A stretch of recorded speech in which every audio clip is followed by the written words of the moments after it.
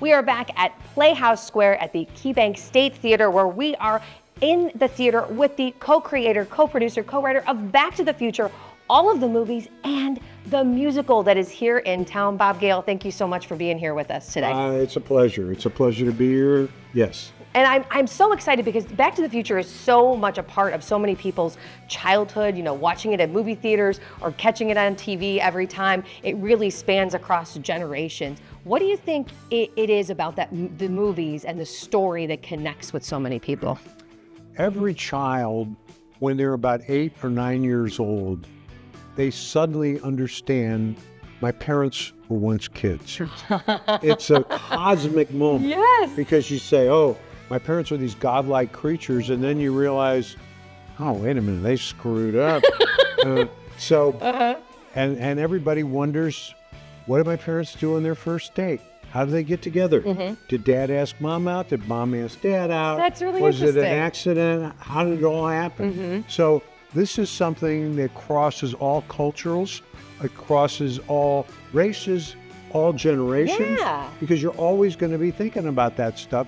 Your origin story and their origin story a little bit. That's really interesting. That's great. So at what point did you start thinking about and how this could be turned into a musical? Because there's no songs outside of, like, you know, the theme song that people know, to transition this into a stage performance and a musical.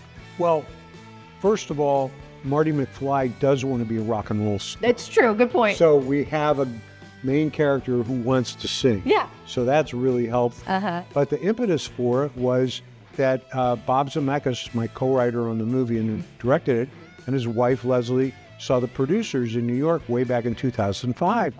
And they're walking out of the theater and she says, Bob, did you and Bob ever think about turning Back to the Future into a musical? And he said, well, that's an interesting idea. I think I'll call up Bob and we'll kick it around. And in 2006, we in earnest started thinking about, yeah, this might work. Let's give Alan Silvestri a call, who wrote the music for the movie. And Bob had just made Polar Express. And he worked with Glenn Ballard to write the songs that were in there. So he said, Glenn will be a perfect fit. So the four of us sat down and we kicked ideas. You didn't have a eureka moment, you had a great Scott moment, if you will? Did you write that line? Yes. Oh, that's so awesome. All right, great. So you had that moment where you said, okay, we're gonna do this, and you made the transition, you made this into a stage performance. What can people expect when they come here to Playhouse Square, to the KeyBank State Theater, in terms of an audience experience? Because you've got a DeLorean on the stage. Right. First of all, it's important to know that even if you've never seen the movie, you're gonna have a great time here. I've had people come up to me and say, I'm glad I didn't see the movie because I didn't know what was gonna happen. So if you've seen the movie, you're gonna appreciate all these little Easter eggs and all these little callbacks to the movie. If you haven't, doesn't matter. You're gonna have a great time. And when people say to us all the time, why don't you guys do Back to the Future Part 4? Well, when they say that they want Back to the Future Part 4, what they're really saying is, I want to feel as good as I felt the first time I saw Back to the Future. And that is the experience you get when you come here. Because on any given night, I would say 80% of the audience has never seen the movie in an audience. Oh, sure. So you get the audience experience, laughing at all the communal jokes, experience of watching it. cheering when George takes on Biff, all these iconic moments from the movie. And the other thing is that this is not a slavish adaptation of the movie. When there was something that we said, okay, we cannot do that on stage, like the skateboard chase, we didn't do it. So there is no skateboard chase.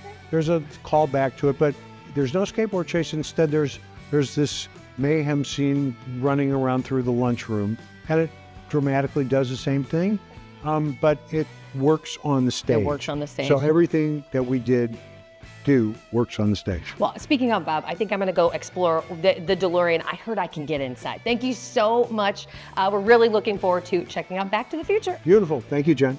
So I got up on stage and I've got the stars of Back to the Future here with me too, Zan and Caden.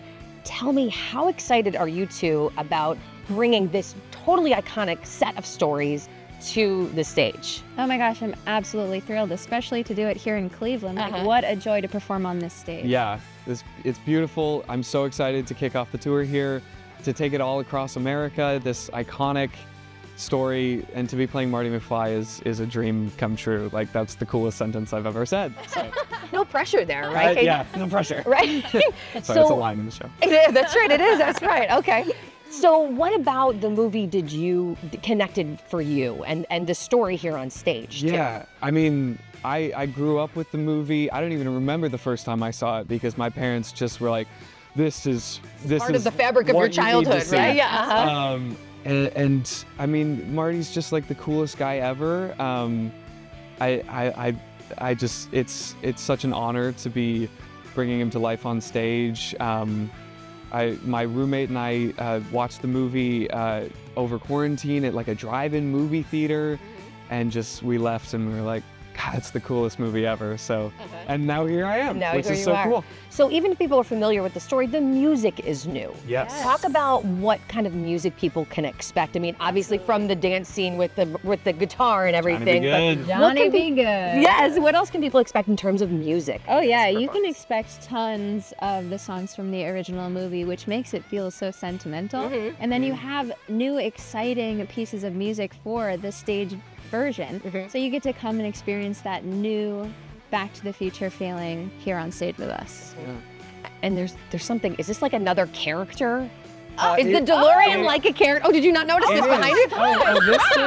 Oh, what? Yeah, no, this is... This is crazy. Yeah. I mean, it's all the detail on here. Oh, I know. This is fully movie accurate, with a couple new additions. It is like a character, because in this version, the DeLorean talks. No way! Oh, and fun. she talks back sometimes. So we got this right here for when we need to start the car. It only responds to Doc, so that's...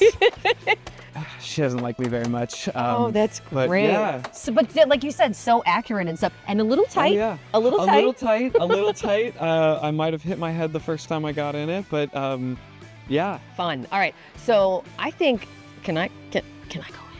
Okay. Please. All right. Let's see. Yeah. So just be careful, right? Yeah. Where should we go? What year should we go to? Where would you go? Oh, that's a good question for you two. If you could travel back to any, ahead or behind to any year, what year would you travel to? Ooh, I don't want to mess with the space-time continuum, so I'm going to the future. Okay. Oh, I'll go to the 80s. I'll mess with it. I just, growing up listening to classic rock, movies like this, I love it, and I'd love to go back and, I don't know, maybe skateboard around with Marty. Oh, that sounds like fun. so much fun. All right, I'm gonna play around with this, but I'll put it right back where I found it. I promise. All right. That's Thank you so much. We're looking forward to. Yes, thank you. See you in the future. Yeah. See you in the future. Looking forward to everybody enjoying Back to the Future here. Thank you so much, guys.